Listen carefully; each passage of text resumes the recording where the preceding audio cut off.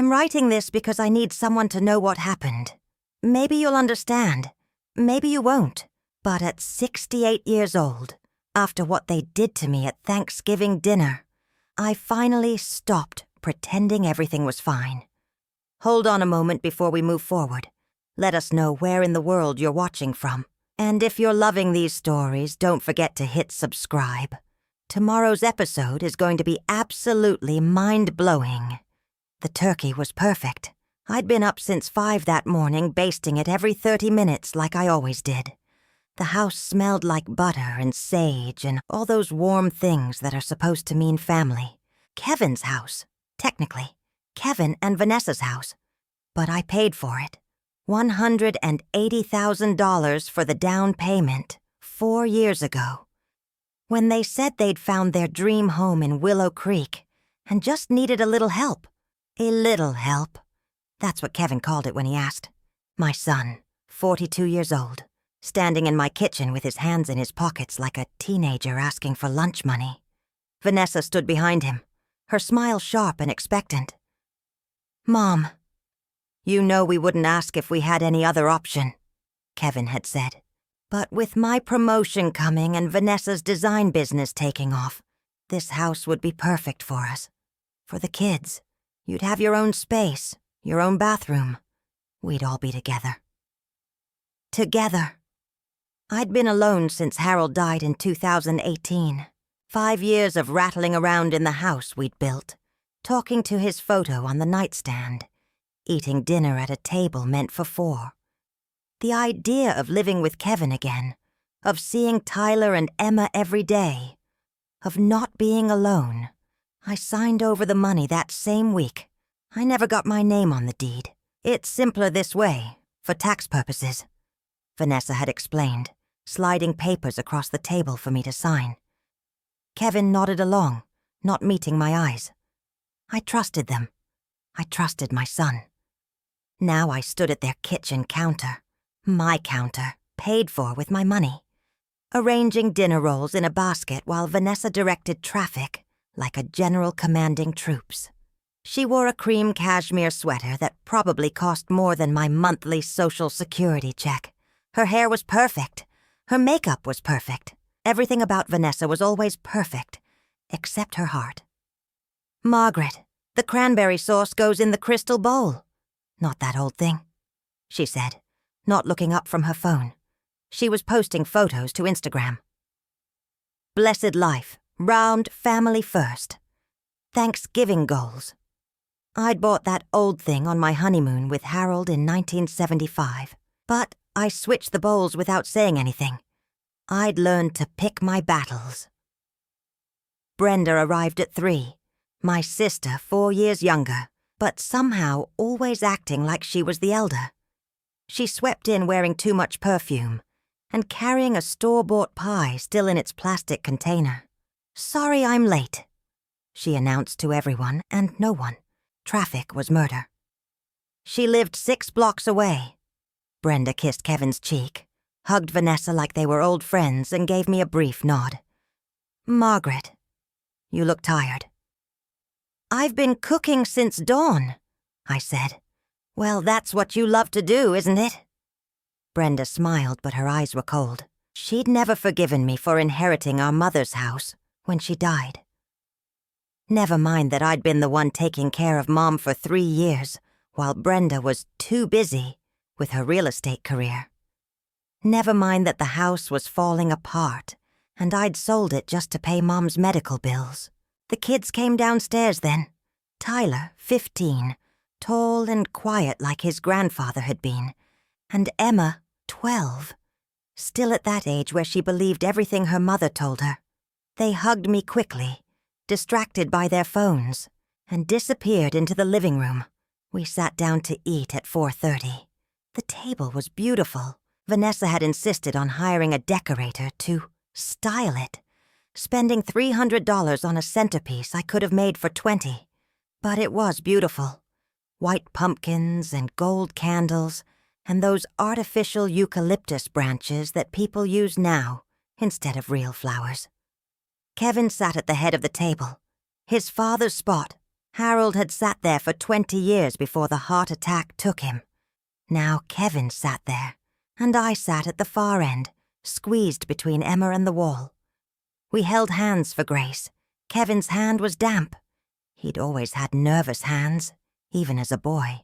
"Lord, we thank you for this meal," Kevin began, his voice steady and practiced, "and for bringing us together as a family. We're grateful for all our blessings, for this beautiful home, for health and prosperity. Amen. Health and prosperity funded by my life savings," I thought, but kept my mouth shut and echoed, "Amen." The first 20 minutes were fine. Normal. We passed dishes and made small talk about Tyler's basketball games and Emma's science project. Vanessa dominated the conversation, as always, talking about her latest client and how she'd been featured in a local design blog. "The exposure has been incredible," she said, loading her plate with food she'd barely touch. Vanessa never actually ate at these dinners. "I've got 3 new consultations lined up for December." "That's wonderful, honey," Brenda said, shooting me a look that clearly meant, "See? Some people make something of themselves. I was cutting my turkey when it happened. My hands have arthritis now, worse in the cold months." The knife slipped, my water glass tipped. Red wine, Kevin's expensive Cabernet that he'd opened for the occasion, splashed across the white tablecloth, spreading like blood. "Oh no," I gasped, reaching for my napkin. "I'm so sorry, I didn't... Are you kidding me?" Vanessa's voice cracked across the table like a whip. Everyone froze. "Do you have any idea how much this tablecloth cost?" Vanessa stood up, her chair scraping violently against the hardwood floor. Her face was twisted with rage, all that perfect makeup suddenly looking like a mask. "Do you? $300, Margaret. $300 for Irish linen, and you just..." "It was an accident," I said quietly, my heart hammering. "I'll pay for it, Pay for it?" Vanessa laughed, high and sharp. "With what? You don't have anything.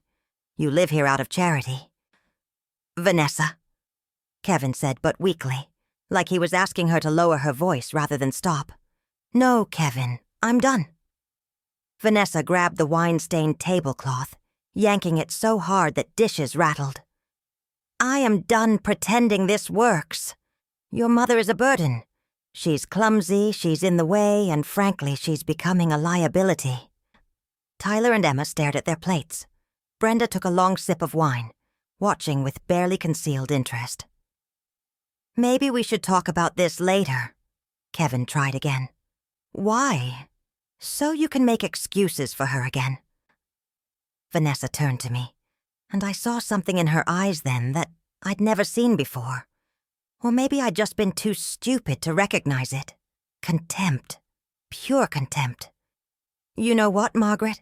You should live in the barn, like the useless old animal you are." The barn, the falling down structure at the edge of the property, with broken windows and a dirt floor, and mice living in the walls. The room went completely silent except for the sound of my own breathing, too loud in my ears. "Vanessa, that's enough," Kevin said, but he still didn't stand up, still didn't raise his voice, still didn't defend me the way a son should defend his mother. "Is it?" Vanessa's smile was ugly. "Your mother has been freeloading here for 4 years. 4 years of taking up space, of making this house feel like a nursing home instead of a home. I'm done being patient. I'm done being nice. I paid for this house," I said. My voice came out smaller than I wanted. "I gave you $180,000. "A gift," Vanessa shot back. "You gave us a gift, Margaret. Don't pretend it came with strings attached. I wasn't..." "Weren't you?" She leaned across the table. "Admit it. You thought that money would buy you a place here forever. Well, guess what? It didn't. This is our house, Kevin's and mine, and I want it back." I looked at Kevin, my son, my boy. The child I'd raised alone after Harold died, working 2 jobs to keep him in private school, to pay for his college, to make sure he had everything he needed. He looked down at his plate. Kevin.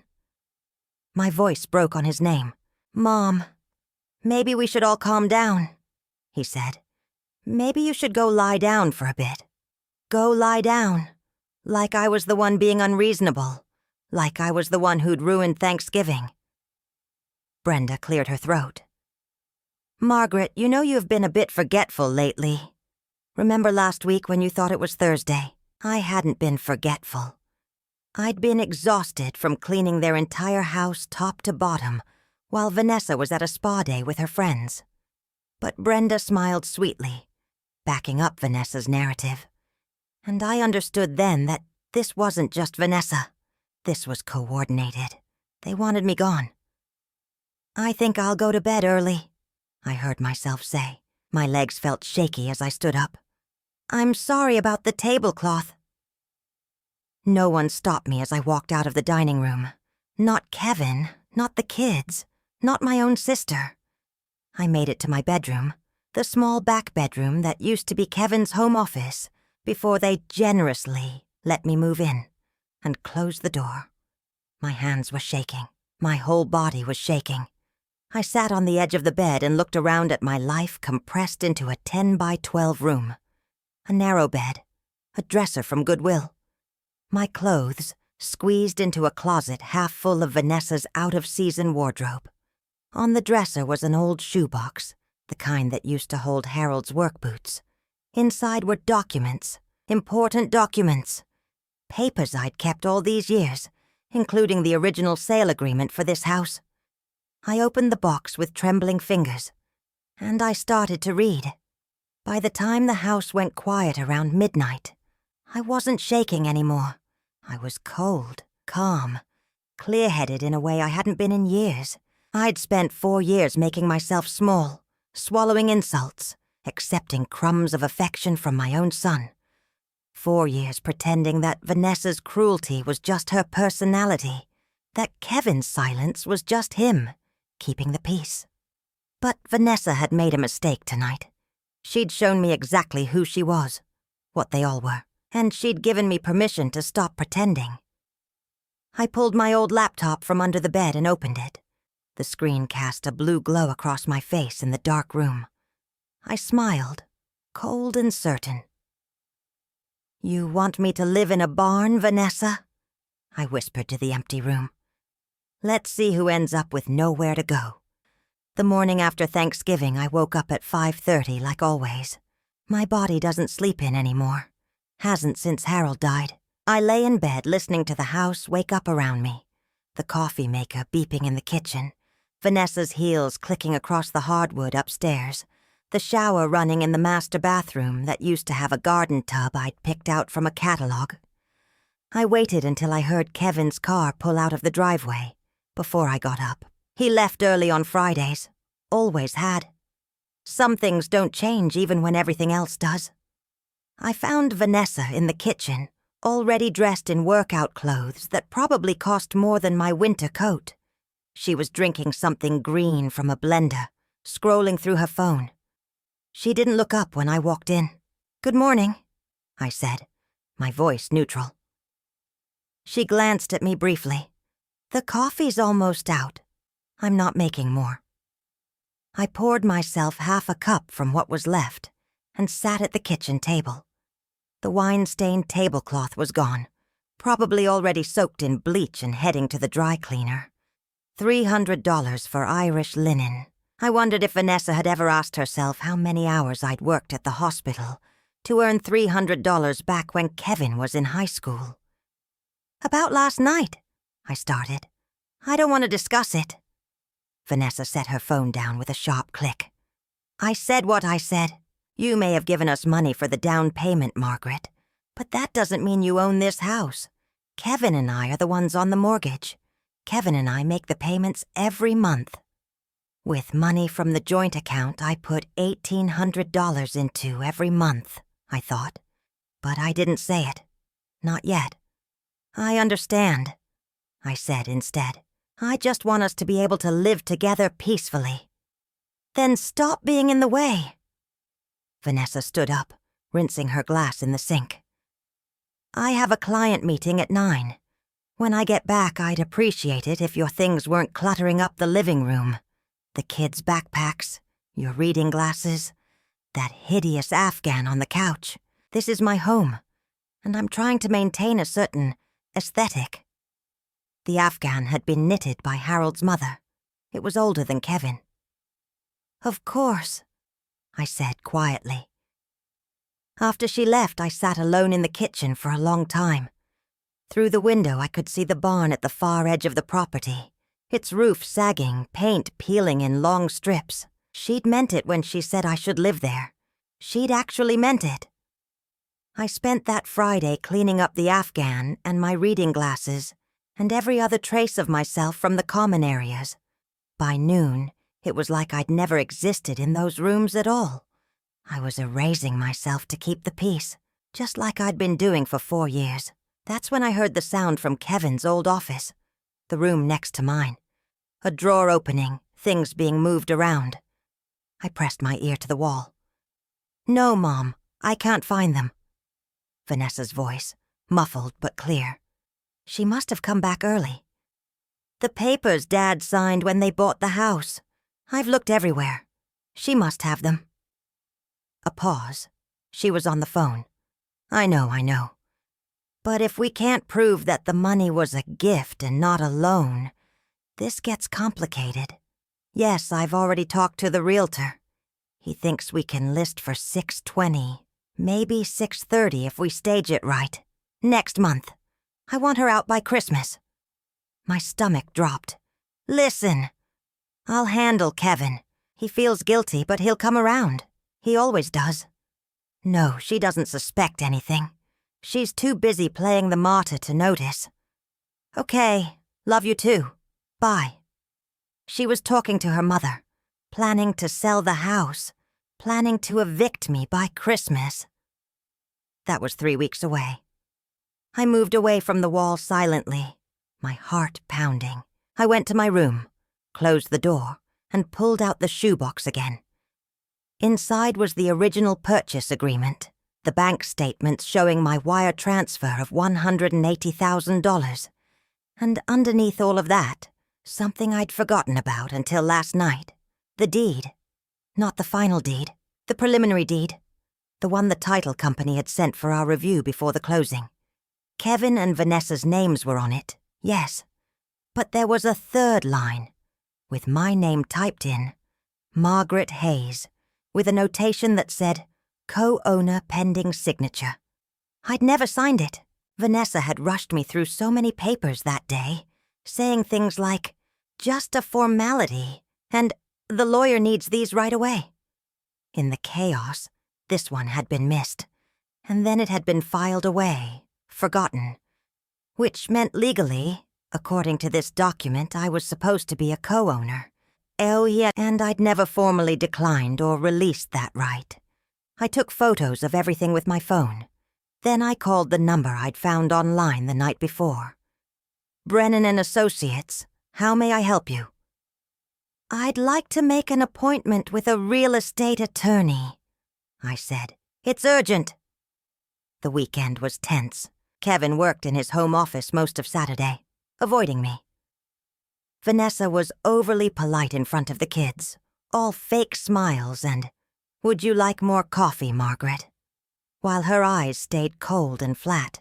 Sunday afternoon, Brenda came over for what she called a family meeting. Just the adults, she said. The kids were sent to their rooms. We sat in the living room. Kevin on the love seat, Vanessa beside him with her hand on his knee, Brenda in the armchair, and me on the piano bench like I was facing a tribunal. Margaret, we're worried about you, Brenda began, her voice dripping with false concern. Vanessa told me about Thursday night, the wine, the confusion. It's concerning. I wasn't confused, I said. I spilled wine. It was an accident. But you've been having accidents more frequently, Vanessa cut in smoothly. Remember when you left the stove on last month? Or when you forgot to lock the back door and Kevin had to come home from work? I had left the stove on once, warming soup. The door thing had never happened, but there was no point arguing. They'd already decided on their narrative. We think it might be time to consider other living arrangements, Brenda said, for your own safety. Other living arrangements, I repeated. There's a lovely assisted living facility in Portland, Vanessa said, pulling out a glossy brochure from the coffee table. Had it been sitting there this whole time, just waiting? Sunrise Meadows, very well reviewed. They have 24-hour care, activities, a dining hall. You'd have your own studio apartment. I looked at Kevin. And you agree with this? He shifted uncomfortably. Mom, we just want what's best for you. This house has stairs, and your arthritis. I've lived with arthritis for 10 years, I said. It's never been a problem before. Before you had your own house, Vanessa said. Now you're living with us, and frankly, it's becoming difficult. You need more care than we can provide. I don't need care. I need a place to live, a place I helped buy. A place you gifted us, Vanessa corrected sharply. There's a difference. Brenda leaned forward. Margaret, I know this is hard to hear, but Mom went through the same thing, remember? Near the end, she needed full-time care. You were stressed trying to do it all yourself. Don't make Kevin and Vanessa go through that. Using our mother against me. Using the 3 years I'd spent bathing her, feeding her, sitting with her during chemo while Brenda was too busy to visit. The rage that had been building in my chest since Thursday night flared white-hot. I'm 68 years old, I said, my voice shaking but steady. I'm not dying. I'm not confused. I'm not a burden that needs to be warehoused. No one said warehoused, Kevin said quickly. Then what would you call it? I stood up. You want me in a studio apartment an hour away so you can sell this house without me in it. That's what this is really about, isn't it? Not my safety. Your profit. Vanessa's mask slipped. We've sacrificed for you, Margaret. 4 years of giving up our privacy, our space. 4 years of tiptoeing around your feelings. Maybe it's time you sacrifice something for us. I sacrificed my entire life savings for you. The words exploded out of me. $180,000. Money I'll never get back. Money I could be living on right now instead of... Instead of what? Vanessa stood too, her voice rising to match mine. Instead of mooching off us? You don't pay rent. You barely contribute to groceries. You act like you're doing us a favor by existing here. Vanessa, come on, Kevin said, but weakly. No, Kevin. She needs to hear this. Vanessa's face was flushed now, all pretense of civility gone. Your mother thinks she bought her way into our lives forever. Well, she didn't. She gave us money, and we let her move in out of pity. But the pity's run out. The room was silent except for my own ragged breathing. Brenda stood up. I think we all need to cool down. Margaret, why don't you go rest? We can discuss this more calmly later. Rest, like I was a child having a tantrum. I walked back to my room on shaking legs. Behind me, I heard Vanessa say, I want her out by New Year's. I don't care how we do it. In my room, I sat on the edge of my bed and opened my phone. I had an appointment with the attorney on Tuesday morning. 2 more days. I could survive 2 more days. But that night, after everyone was asleep, I crept back into the living room. In the recycling bin next to Vanessa's desk, I found what I was looking for. Printed emails. She'd made the amateur mistake of reviewing physical copies. I took photos of all of them under the dim light of my phone screen. Emails to realtors about listing prices. Emails to her mother about the Margaret problem. And 1 email to someone named Richard at Sunset Realty. Can we list the house if there's a hostile tenant situation? She's not on the deed. Hostile tenant, that's what I was now. I put everything back exactly as I'd found it, and returned to my room. My hands weren't shaking anymore. I felt cold and clear and absolutely certain. On Tuesday, I would see the lawyer, and then we'd find out exactly who had the right to be hostile. Tuesday morning came cold and gray. I told Vanessa I had a doctor's appointment. She barely looked up from her laptop. "Take an Uber," she said. "I need the car today." The car, the Toyota Camry that I'd helped them buy 2 years ago when their lease ran out. Another $12,000 I'd never see again. But I didn't argue. I called the Uber and watched out my bedroom window until it arrived. The law office of Brennan and Associates was in a small brick building downtown, sandwiched between a coffee shop and a dry cleaner. Robert Brennan turned out to be younger than I expected, maybe 45, with kind eyes and a firm handshake. "Mrs. Hayes, please sit down," he said, gesturing to a chair across from his desk. "Tell me what's going on." I told him everything. The down payment, the 4 years of living there, the joint account I funded every month, Thanksgiving dinner and Vanessa's cruelty and the emails about selling the house. I showed him the photos on my phone, the preliminary deed with my name on it, the bank transfers, the printed emails I'd found in the recycling. He listened without interrupting, taking notes on a yellow legal pad. When I finished, he sat back in his chair and was quiet for a long moment. "Mrs. Hayes, I'm going to be direct with you. This is a difficult situation, but not hopeless." "Difficult how?" "The preliminary deed is interesting, but it's not a final deed. However," he held up a hand when my face fell, "the fact that you contributed such a substantial amount to the down payment, combined with your continued financial support, gives you what we call an equitable interest in the property. You've been acting as a co-owner even without the title." "What does that mean?" It means we can file a claim that you have a financial stake in the house. At minimum, we can demand repayment of your contribution, plus interest. But more importantly, we can prevent them from selling the property until this is resolved. We'd file what's called a lis pendens, a notice of pending litigation. No buyer would touch the house with that attached to it. Hope flickered in my chest for the first time in days. How long would that take? To file? I could have it done by Thursday. To actually resolve? Could be months, could be years if they fight it. But Mrs. Hayes, there's something else you should know. He leaned forward. The joint account you've been funding. Do you have your name on it? Yes, it's in both our names, mine and Kevin's. And the house insurance, the utilities. I thought about it. The insurance is in my name. I set it up when they bought the house because I had better credit. The utilities are split, some in Kevin's name, some in mine from when I first moved in, and we were transferring everything over.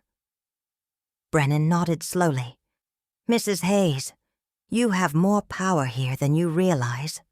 If you're on the insurance and they can't get a mortgage without valid insurance, you control whether this house can be sold. If you're funding the joint account that pays the mortgage, you control their cash flow. You've been acting like a guest in your own house. Legally, you're much more than that." I sat there, absorbing this. 4 years of making myself small, invisible, grateful for whatever scraps they threw me. And all along, I'd had leverage. I'd had power. "What do you recommend?" I asked. "First, stop funding that joint account immediately. Let them feel what it's like to carry the full financial burden of this house.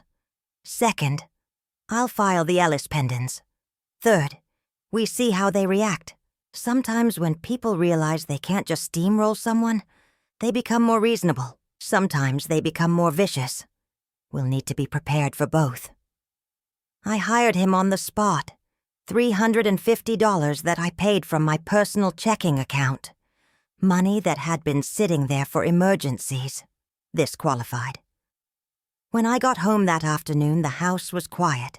Too quiet. I found out why when I walked past the living room and saw boxes. My boxes, my books, my photo albums, my knitting supplies, all packed up in cardboard boxes with Margaret written on them in Vanessa's neat handwriting. The boxes were stacked against the wall like they were ready to be moved out. I stood there staring at them, my purse still on my shoulder, my coat still buttoned up. "Oh, good, you're back." I turned. Vanessa stood in the doorway, wearing jeans and a sweatshirt, her hair pulled back in a ponytail.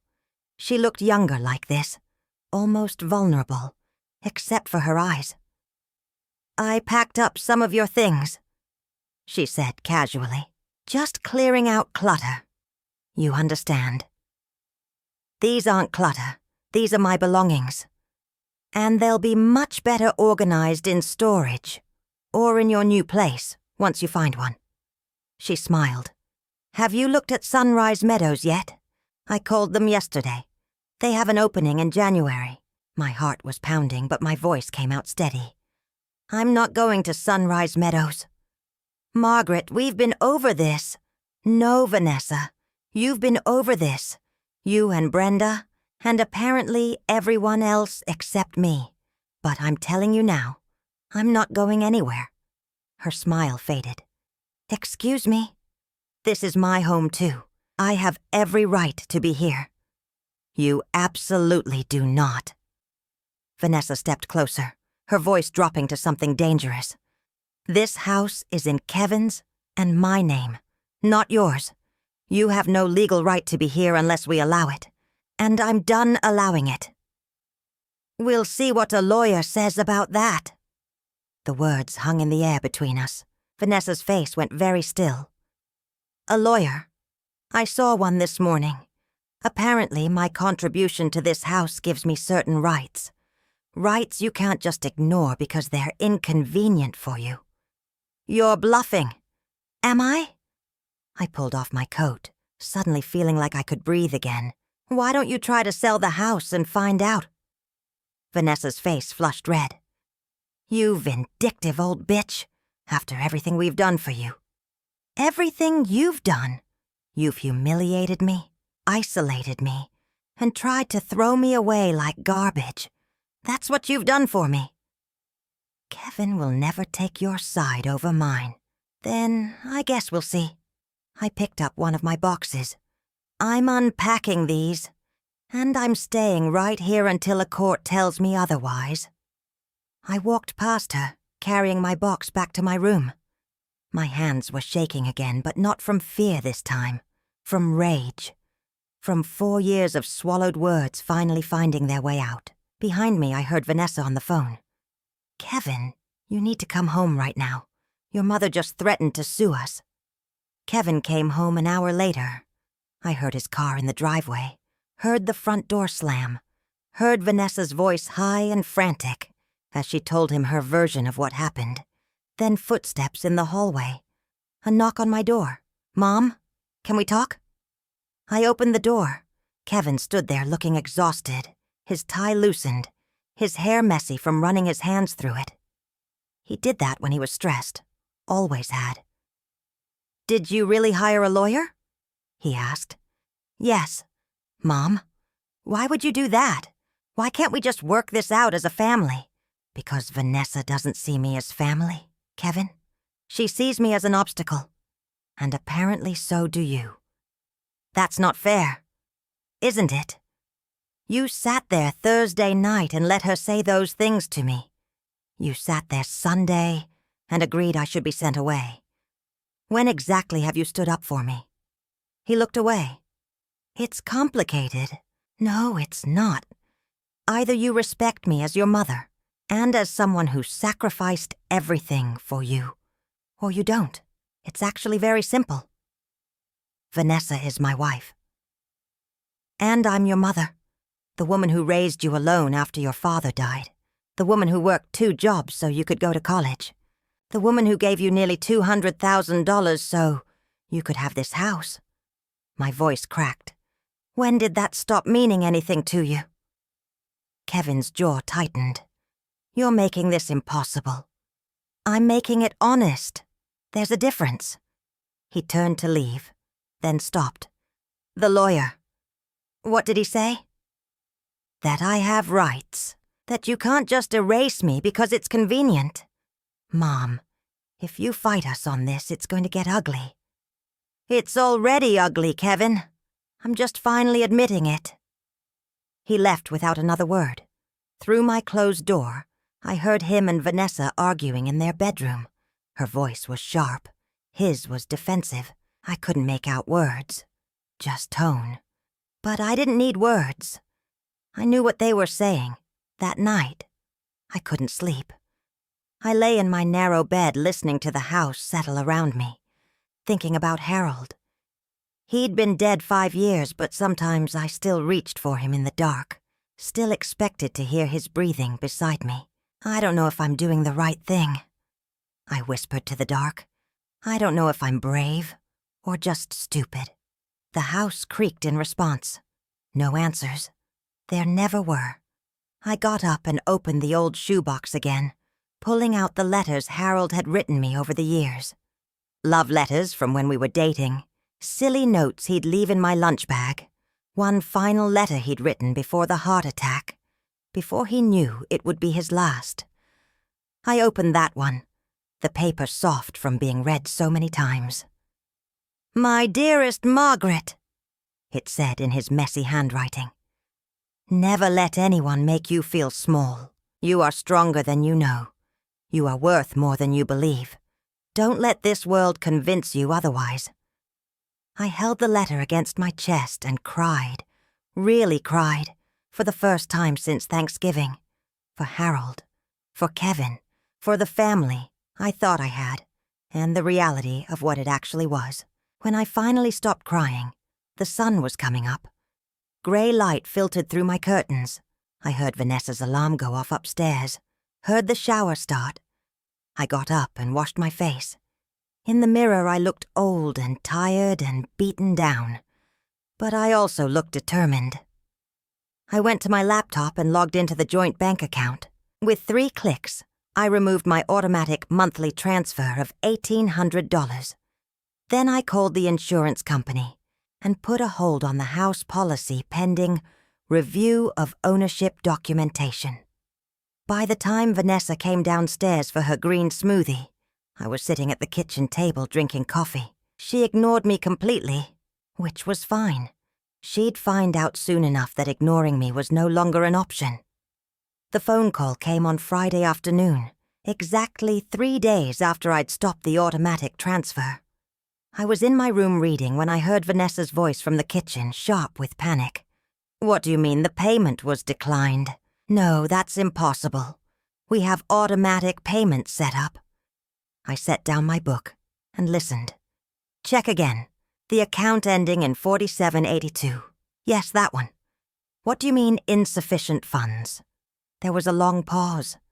I could picture her face, the way her jaw would be clenched, the way her perfectly manicured nails would be tapping against the counter. "I'll call you back." Her voice was tight, controlled. Then I heard rapid footsteps up the stairs, the bedroom door slamming, muffled voices, as she called Kevin at work. I picked up my book again and continued reading, or pretending to read. My heart was pounding too hard to actually absorb the words. 20 minutes later, Kevin's car pulled into the driveway. He never came home in the middle of the day. Through my window, I watched him get out, his shoulders tense, his movements jerky. This was happening faster than I'd expected. "Mom!" His voice echoed through the house. "Mom, where are you?" I opened my door. "I'm right here, Kevin. You don't need to shout." He appeared at the end of the hallway, Vanessa right behind him. Both of them looked furious. "The mortgage payment bounced," Kevin said. "The bank says there's not enough money in the joint account." "That's odd," I said calmly. "Did you stop the transfer?" Vanessa demanded. "I did." Kevin's face went red. "Mom, you can't do that. That's our mortgage payment. If we miss another one, the bank will start foreclosure proceedings. Another one? I kept my voice mild, curious. Have you missed payments before? Vanessa and Kevin exchanged a quick glance. That told me everything I needed to know. That's none of your business, Vanessa snapped. Actually, it is my business. That's my money you've been using. Money I earned, money I saved, money I chose to share, because I thought we were family. I looked at Kevin. How many payments have you missed? Mom, don't do this. How many, Kevin? 2, he admitted quietly. We caught them up with your money, but the bank sent warning letters. If we miss one more, they initiate foreclosure. 2 missed payments, which meant their finances were worse than I'd thought, which meant they'd been counting on my money even more desperately than I'd realized. Why didn't you tell me you were struggling? I asked. Because it's not your problem, Vanessa said. This is our house, our mortgage, our responsibility. Then handle your responsibility without my money. You can't do this. Vanessa stepped closer, her face twisted with anger. You're sabotaging us. You're trying to destroy our lives because your feelings got hurt. My feelings got hurt? I laughed, and it came out bitter. Vanessa, you told me I should live in a barn. You called me a useless animal. You've been planning to sell this house and put me in a home against my will. This isn't about hurt feelings. This is about survival. Kevin, do something, Vanessa said, turning to him. But Kevin just stood there, looking between us, his face pale. Mom, please, just put the money back. We can work everything else out, but we need that payment or we lose the house.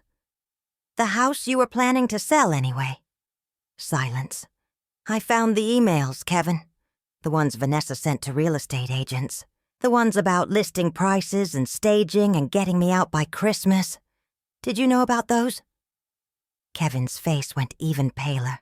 He turned to Vanessa. You said you were just exploring options. You said we weren't making any decisions yet. I was trying to be proactive, Vanessa said defensively. We need to think about our future, not just cater to your mother's. Get out! Kevin's voice was quiet but hard. Vanessa blinked. What? Get out of the hallway. Go upstairs. I need to talk to my mother alone. For a moment, I thought Vanessa would refuse. Her mouth opened, closed. Then she spun on her heel and stalked upstairs. A door slammed. Kevin ran both hands through his hair, making it stand up in messy spikes. He looked like he had as a teenager when he'd disappointed me, when he'd gotten a bad grade or stayed out past curfew. Mom, I'm sorry, he said. I didn't know about the emails. I swear, I didn't know she was actively trying to sell the house. But you knew she wanted me gone. He couldn't meet my eyes. She's been stressed. The design business isn't doing as well as she expected. We've had some unexpected expenses. Tyler needs braces. Emma needs a new computer for school. Everything costs so much more than we thought it would. So you thought my money would solve it all. I thought, you wanted to help. He looked up at me finally. You always helped before. You paid for college. You helped with the wedding. You gave us the down payment. I thought that's just what we did. Help each other. Help goes both ways, Kevin. I've been helping you for 42 years. When have you helped me? I let you live here. The words hung between us, ugly and stark. Let me? My voice came out very quiet. Kevin, I paid for this house. You gave us money for the down payment. That's not the same thing. I give you $1,800 every month. I pay the utilities that are still in my name. I buy groceries. I clean this house top to bottom, while Vanessa is at yoga, and you're at work. I babysit the kids whenever you ask. What exactly do you let me do, besides exist in a space I paid for? Kevin's face crumpled. For a second, he looked like he might cry. I don't know what you want from me. I want you to be my son, the boy I raised, not Vanessa's puppet. That's not fair. None of this is fair.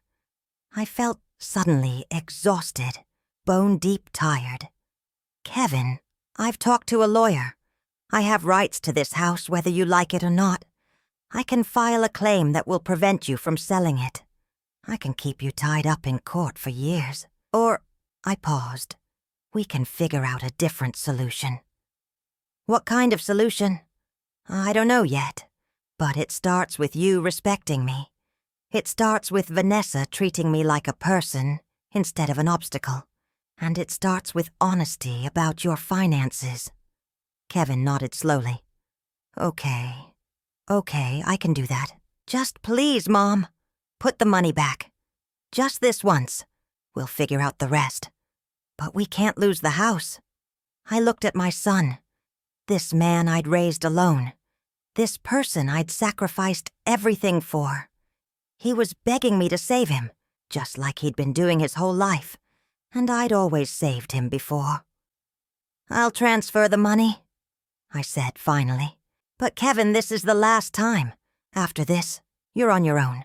The relief on his face was immediate and painful to watch. Thank you. Thank you, Mom. I promise we'll... Go make the payment before the bank closes, I interrupted. We'll talk more later. After he left, I sat on my bed and shook. Not from fear this time, but from the effort of holding my ground. It would have been so easy to just keep giving, keep helping, keep making myself smaller to fit their needs. But something had broken in me on Thanksgiving night. Something that couldn't be put back together. I transferred the money for the mortgage payment, but I didn't reinstate the automatic monthly transfer. That stayed canceled, and the insurance hold stayed in place too. Let them think they'd won this round. Let them think I'd back down. They'd find out soon enough that I was just getting started. That evening, Vanessa came to my room. She didn't knock, just opened the door and walked in like she owned the place. Which, legally, she thought she did. Kevin told me you agreed to make the payment, she said. No thank you. No apology. Just a flat statement. I did. Good. Then we can all move forward and forget this unpleasantness. Can we? I set down the book I wasn't really reading. Vanessa, do you actually think a single mortgage payment fixes everything? I think you made your point. You have some leverage. Fine. But don't pretend you're not benefiting from living here. You have a roof over your head, food in your stomach, people around you. That's more than a lot of women your age have. You're right, I said. I'm very lucky. Lucky that my son lets me live in a house I paid for. Lucky that my daughter-in-law treats me with such warmth and respect. Lucky to be surrounded by family who value me so much. Vanessa's jaw tightened. Sarcasm doesn't suit you, Margaret. And cruelty doesn't suit you, but you wear it well. She took a step closer. You think you're so noble, don't you? The martyred mother who sacrificed everything. But you know what I see? A lonely old woman who bought her way into her son's life because she had nothing else. The words were designed to hurt, and they did. But I'd learned something in the past week. Pain could be useful. It could clarify things. Maybe you're right, I said quietly. Maybe I did try to buy my place here. But at least I paid in cash. You paid with lies. What's that supposed to mean? The design business that's doing so well. The clients you're always meeting with. The financial security you pretend to have. I leaned forward. Kevin told me about the missed mortgage payments, Vanessa. He told me about the expenses you can't cover. How long have you been living beyond your means and counting on my money to make up the difference? Her face flushed. That's none of your business. It became my business when you started planning to throw me out so you could sell my house to pay your debts. It's not your house. We'll see what the court says about that. Vanessa's hands clenched into fists at her sides. For a moment, I thought she might actually hit me, but then she turned and walked out, slamming the door so hard my photo of Harold rattled on the dresser. I got up and locked the door. It was a flimsy lock, the kind that came standard in interior doors, but it made me feel safer. Then I sat back down and pulled out my phone. I had a text from Robert Brennan, my attorney. List pendants filed today. Official notice will be delivered Monday. Be prepared for reactions. I texted back, "Thank you." Then I sat in the quiet of my locked room and waited. Monday was 3 days away. 3 days until Vanessa and Kevin found out they couldn't sell the house, even if they wanted to. 3 days until the real war began. Through my door, I could hear Tyler and Emma coming home from school, their voices young and innocent. They didn't know what was happening, didn't understand that their family was tearing itself apart. I hoped Kevin would protect them from the worst of it, but I wasn't sure he was strong enough to protect anyone, including himself. Outside my window, the sun was setting. The barn at the edge of the property cast a long shadow across the yard, dark and skeletal against the orange sky. "You should live in the barn," Vanessa had said, "like the useless old animal you are." I touched my phone screen, pulling up the photos I'd taken of all the documents. The deed with my name on it, the bank transfers, the emails, all the evidence of my place here, my right to exist in this space. Vanessa had tried to make me disappear, but I was still here, and I wasn't going anywhere. The process server arrived Monday morning at 9:15. I watched from my bedroom window as a woman in a dark blazer walked up to the front door, carrying a manila envelope. I'd been expecting this. Robert Brennan had warned me it was coming. Vanessa answered the door in her yoga clothes, coffee mug in hand. Through the window, I couldn't hear the conversation, but I saw Vanessa's face change as she took the envelope. Confusion first, then understanding, then rage. The door slammed so hard I felt it in my room. "Kevin!" Vanessa's scream rattled through the house. "Kevin, get down here right now!" I heard his footsteps thundering down the stairs. He'd been getting ready for work. "What? What's wrong?" "Look at this! Look at this!" There was silence. I imagined Kevin reading the legal document, his face going pale the way it always did when he was confronted with something he didn't want to face. "What is this?" His voice was quiet, strained. "It's a list pendens, a notice of pending litigation. Your mother is suing us for ownership of the house." Vanessa's voice shook with fury. "She's blocked us from selling. No one will buy a property with this attached to it. Do you understand what this means?" "Mom wouldn't—" "She already did. It's right here, filed last Thursday. While you were at work feeling sorry for her, while you were making her promise to be reasonable, she was filing legal action against us." More silence. Then Kevin's footsteps in the hallway. A knock on my door. "Mom? I know you're in there." I took a deep breath and opened the door. Kevin stood there still in his undershirt and work pants, the legal document clutched in his hand. Behind him, Vanessa hovered like a fury. "Is this real?" Kevin asked. "Did you really file this?" "Yes." "After I asked you to wait? After I asked you to give me time to work things out?" "You asked me to make a mortgage payment while you figured things out. I did that. I never agreed to let you sell the house out from under me." "It's not your house to block." Vanessa pushed past Kevin. "You have no legal right to do this. We're gonna fight it, and we're gonna win. And then you're gonna pay our legal fees on top of everything else." "Maybe," I said calmly. "Or maybe the court will see that I contributed nearly $200,000 to a house I was never given ownership of. Maybe they'll see that as fraud."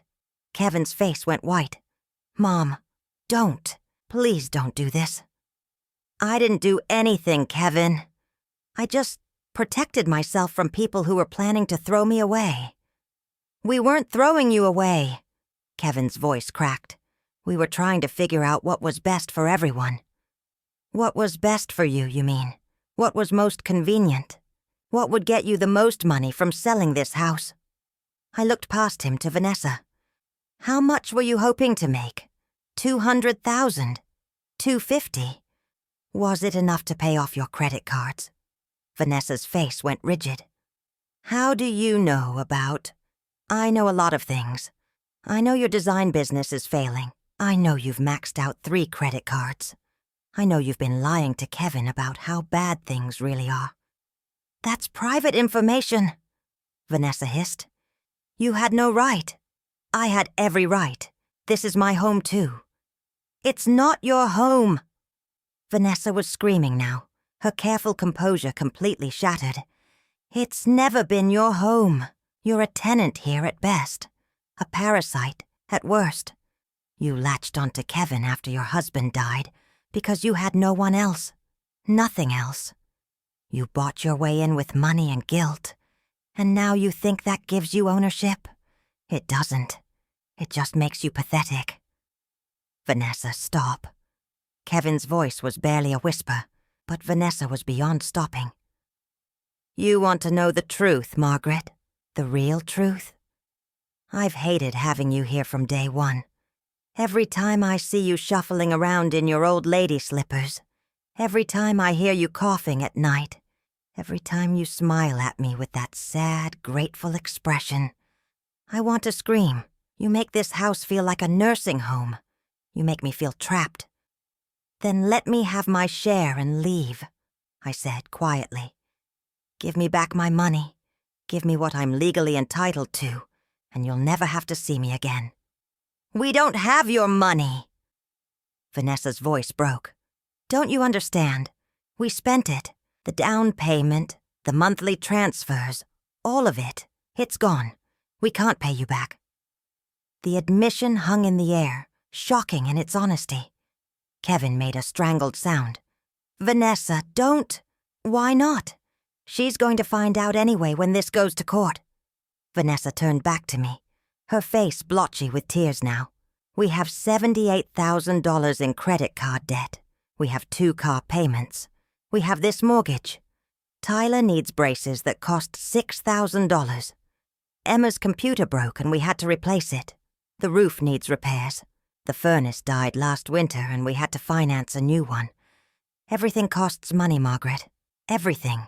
And yes, we used your monthly transfers to keep our heads above water. We used them and we needed them. And now you're taking them away. And we're drowning. I looked at Kevin. Did you know it was this bad? He couldn't meet my eyes.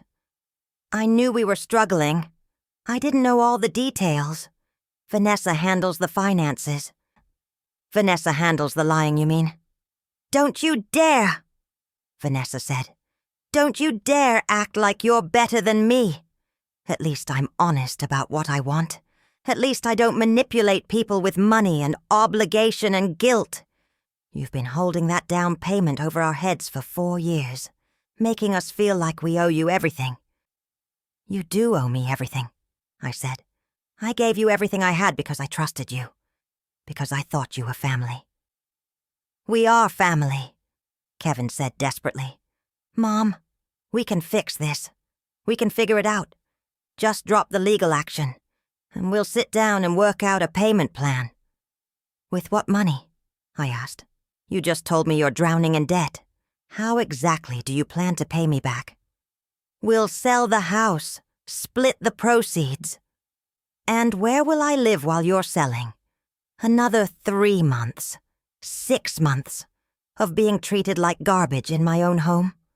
No, thank you. Then what do you want? Vanessa screamed. Just tell us what you want so we can end this. I want my son back, I said, looking at Kevin. I want the boy I raised, the one who would have defended me, the one who wouldn't have let anyone, not even his wife, call his mother an animal. Kevin's face crumpled. Mom, I'm sorry. I'm so sorry. I should have stood up for you that night. I should have stopped her. But you didn't. You sat there and you let her say those things, and then you sat there again while Brenda and Vanessa tried to send me away. You chose her over me. Every single time. Because she's my wife. And I'm your mother. The woman who worked 2 jobs to put you through college. The woman who sat with you every night when you had nightmares after your father died. The woman who gave you almost $200,000 because you asked. My voice broke. When did I stop mattering to you? Kevin was crying now, tears running down his face. You didn't. You never did. I didn't know how to choose. Vanessa was so angry all the time, and you were so quiet. And I thought if I just kept the peace, if I just made everyone happy. You can't make everyone happy, Kevin. Sometimes you have to choose. And you chose wrong. Vanessa grabbed Kevin's arm. Don't listen to her. She's manipulating you. Can't you see that? This whole thing is manipulation. The lawsuit, the money, all of it. She's trying to control you. No, Kevin said quietly, pulling his arm away. She's trying to survive, and we were going to throw her away like garbage. Kevin, no, Vanessa. Enough. Kevin turned to face his wife fully. I've been lying to myself, pretending that this was all okay, that Mom was happy here, that we were doing her a favor. But we weren't. We were using her money, using her labor, using her guilt. And I let you do it, because it was easier than standing up to you. So now you're taking her side? Vanessa's voice was dangerous. I'm taking the right side. Finally. Kevin looked at me. Mom, I don't know how to fix this. I don't know how to make it right. But I want to try. I need to try. It's too late for trying, Vanessa said coldly. If you take her side in this, Kevin, I'm done. I'm not staying in a marriage where your mother comes first. Then I guess you're done? Kevin's voice was steady now, certain, because I should have put my mother first from the beginning. The silence that followed was absolute. Vanessa stared at Kevin like she didn't recognize him, like he'd become a stranger in front of her eyes. You're choosing her over me, Vanessa whispered, over me and your children. I'm choosing what's right. For the first time in years, I'm choosing what's right. Kevin turned to me. Mom, I can't give you your money back right now. I wish I could, but we don't have it. But the house, we can figure something out. Put your name on the deed officially. Make you a co-owner, something that protects you. And what about Vanessa's debts? I asked. We'll figure it out. Cut expenses, sell things, work extra hours. I don't know, but we'll do it without your money, without using you. He took a shaky breath. I'm so sorry, Mom, for all of it, for not being the son you deserved. I looked at my son, really looked at him for the first time in years. I saw Harold in his face, in the set of his jaw, in the tears on his cheeks. I saw the boy who used to hold my hand crossing the street, who used to save his allowance to buy me flowers on Mother's Day. That boy was still in there, buried under years of bad choices and weak moments, but still there. Okay, I said quietly. Okay, Kevin. We'll try. Vanessa made a sound like a wounded animal. You're both insane. You deserve each other. She turned and walked out. We heard her footsteps on the stairs, the bedroom door slamming, drawers opening and closing with violence. Kevin and I stood in my doorway, exhausted, wrung out, waiting to see what would happen next. Vanessa left that afternoon with 2 suitcases and her Louis Vuitton handbag. She didn't say goodbye to anyone, not even Tyler and Emma, who were still at school. She just loaded her car and drove away, tires squealing on the driveway. Kevin and I watched from the living room window. Neither of us said anything. There wasn't anything to say. I should call the kids' school, Kevin said finally. Let them know I'll be picking them up today. Do you want me to do it? He shook his head. No, I need to. This is my mess to clean up. After he made the call, we sat at the kitchen table with cups of coffee neither of us was drinking. The house felt different already, quieter, emptier, but also lighter somehow. Like a weight had been lifted that I hadn't fully realized was there. "Where will she go?" I asked. "Her mother's probably. Or maybe that friend of hers, Jennifer." Kevin stared into his coffee. "Does it make me a terrible person that I feel relieved?" "No, it makes you human. I loved her once. When we first got married, I really did." "I know. When did it go wrong?" He looked up at me. "When did she become someone who could say those things to you? Or was she always like that and I just didn't want to see it?" I thought about that. About the Vanessa I'd met 16 years ago. Charming and ambitious and just a little too interested in what Kevin's family could offer her. About the small cruelties I'd noticed over the years and dismissed.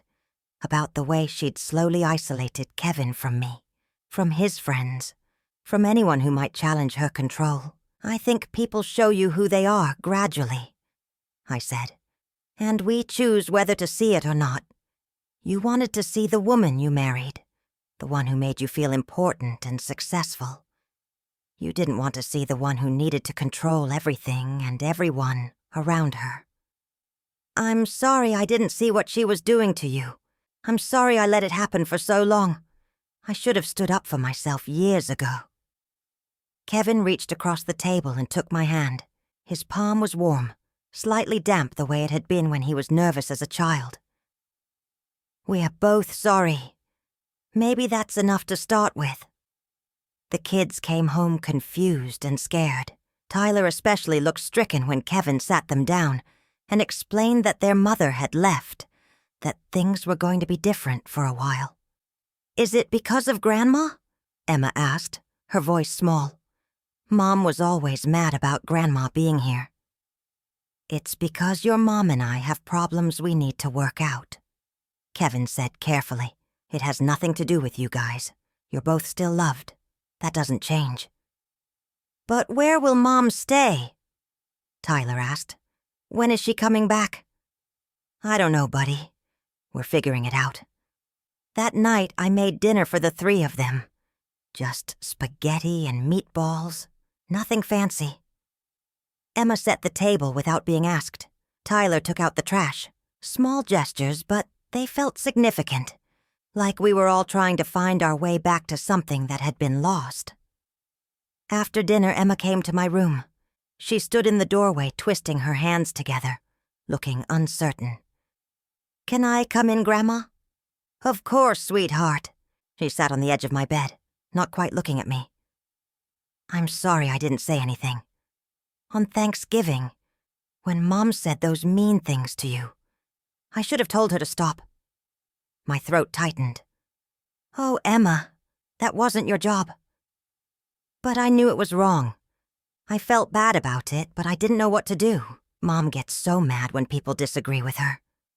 She looked up at me with Harold's eyes. "Are you going to leave too?" "No, baby. I'm not leaving. I'm staying right here." She hugged me then, fierce and tight.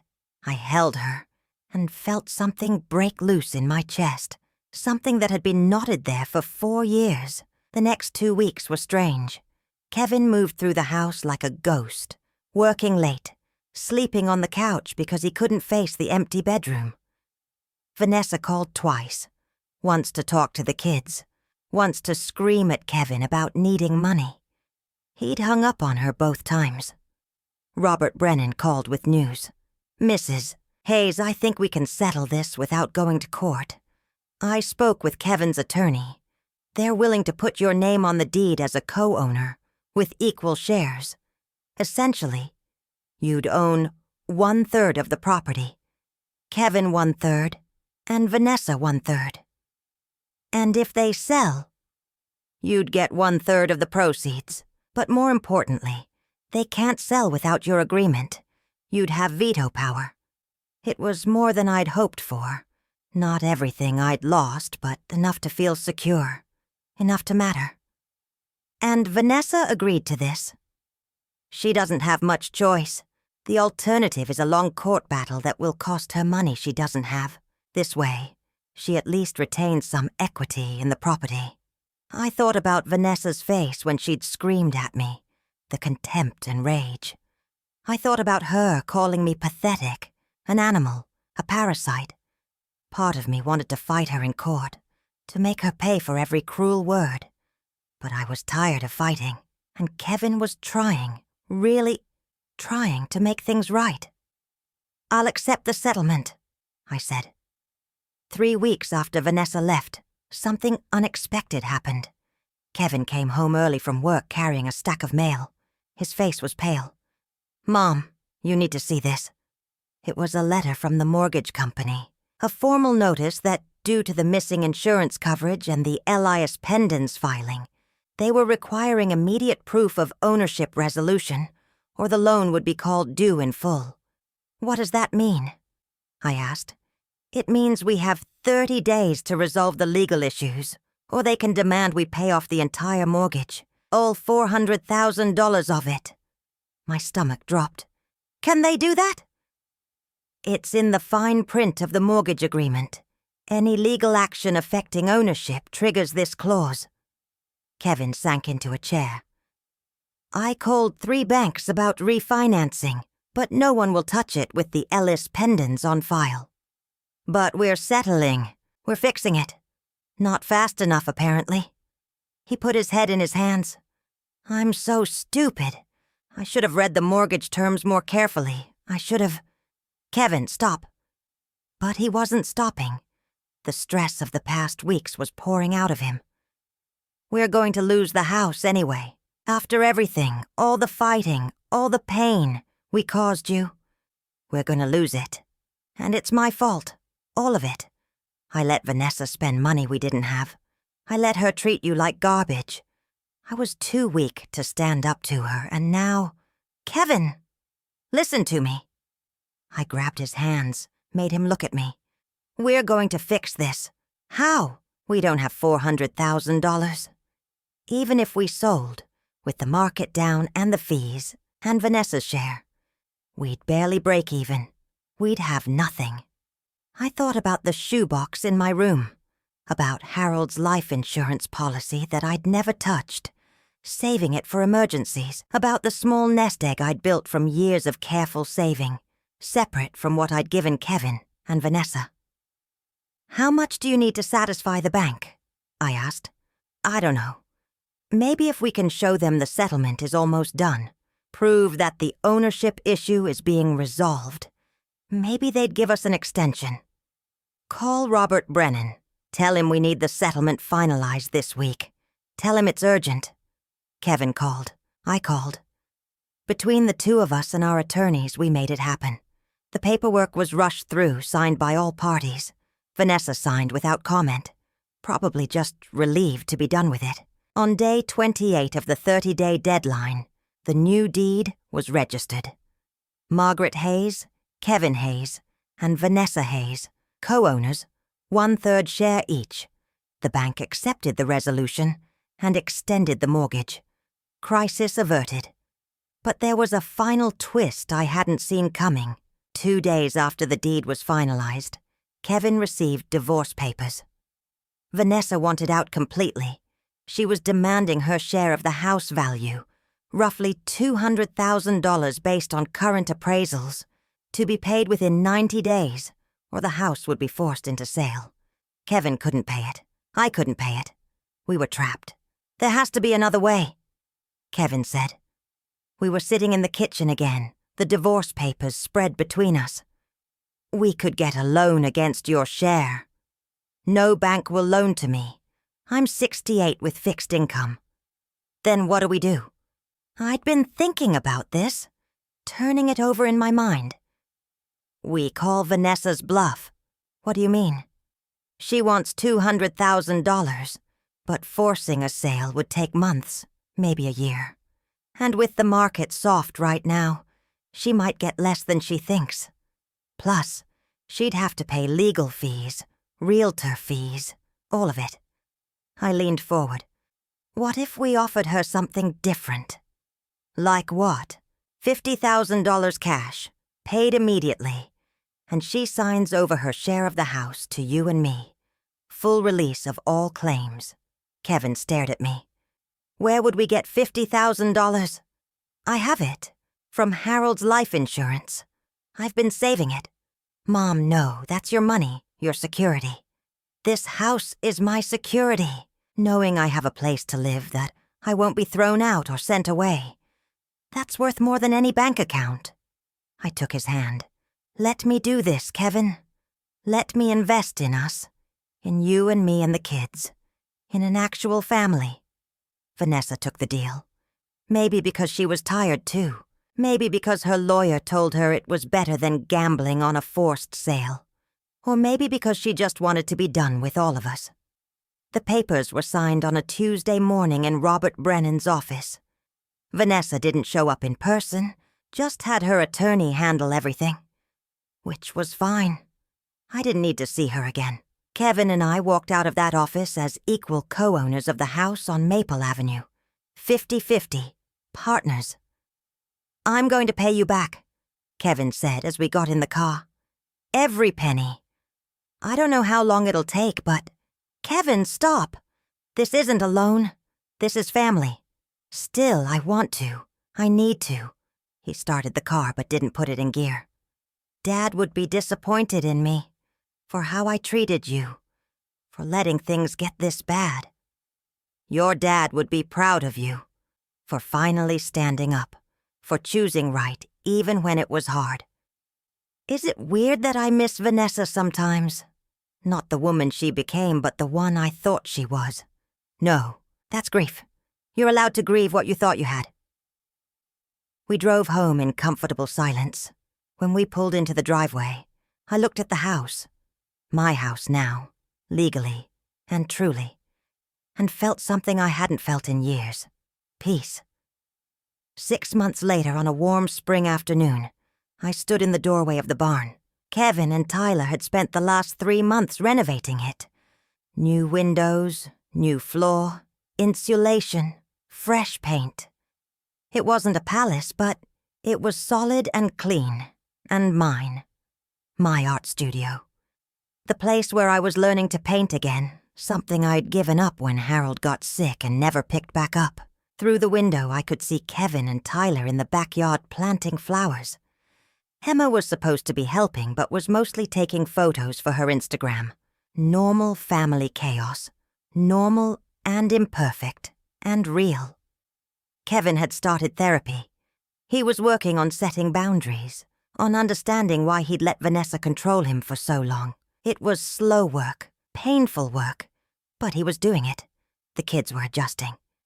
Vanessa saw them every other weekend, and the visits were civil, if not warm. Emma had stopped asking when Mom was coming home. Tyler had stopped flinching every time someone raised their voice. We were healing, all of us. I picked up my paintbrush and looked at the canvas in front of me. A landscape of the view from this barn, the house in the distance, the trees, the sky. It wasn't very good yet. I was rusty, my hands stiff with arthritis. But it was mine. "Grandma!" Emma called from the yard.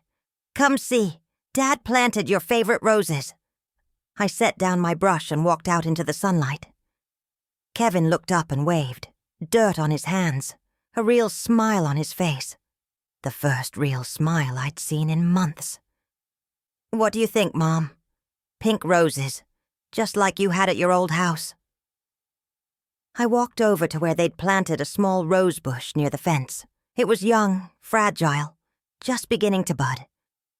"It's perfect," I said. Kevin put his arm around my shoulders. "Thank you. For not giving up on me. For fighting back. For everything. You would have done the same for me. I should have done it sooner. You did it when you were ready. That's what matters." We stood there together, mother and son, looking at the rose bush that would bloom in time, looking at the house we now shared equally, looking at a future that was uncertain, but ours. Behind us, the barn stood sturdy and renewed, the place where Vanessa had wanted to banish me, transformed into something beautiful. There was poetry in that, even if I'd never say it out loud. "Mom?" Kevin's voice was quiet. "Do you forgive me? Really? I thought about that, about the pain he'd caused, the years of hurt, the humiliation of that Thanksgiving dinner. But I also thought about the man standing next to me now, trying so hard to be better, to be the son I'd raised him to be. "I'm working on it," I said honestly. "Ask me again tomorrow." He nodded. That was fair. That was real. Tomorrow I would wake up in my own house, legally protected with my name on the deed. Tomorrow Kevin would make breakfast and we'd argue about whether he was using too much butter. Tomorrow Emma would ask me to teach her to paint and Tyler would show me his history project. Tomorrow I would still be healing, still be building trust, still be figuring out what family meant when it was broken and pieced back together. But I would be here, in my home, respected and valued and safe. And maybe that was enough. Send your story to the channel. Comment below. What would you have done in my place? How far would you go to protect your dignity?